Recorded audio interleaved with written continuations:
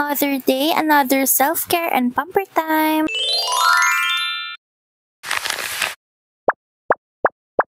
Hello everyone! So today we're here at Skin Pearl because I have a scheduled appointment. Grabe na kasi yung skin condition ng face ko, mga Mars. Hindi ko na nga rin maalala kung kailan pa yung last facial treatment ko. Tapos napapansin ko nga na sobrang dull na ng face ko at ang dami ng impurities. Buti na nga lang talaga at nakita ko tong mix and match promo ng Skin Pearl. Sobrang nagustuhan ko talaga dito, mga mare. Very maalaga at approachable talaga yung gumagawa sa akin. Bali yung gumagawa nga rin pala ay siya rin yung may-ari nito. Grabe, every now and then tinatanong niya talaga ako kung okay lang ba yung pakiramdam ko, kung nasasaktan ba ako. Ang nagustuhan ko pa nga dito ay yung mga ginamit niya sa akin ay puro hypoallergenic at safe for sensitive skin. For me, sobrang sulit na talaga ng binayad ko dito, mga mare. Kaya naman kung taga Quezon City ka nga rin at naghahanap ka ng aesthetic and wellness center na hindi lang mura but sure ka na magde-deliver ng good quality service, eto na yung hinahanap mo, Mars. Imagine, mga mare, napaka-thoughtful talaga. Alam niya nga na nakamotor lang ako papunta at pauwi, kaya naman pinahira niya pa ako ng sunscreen.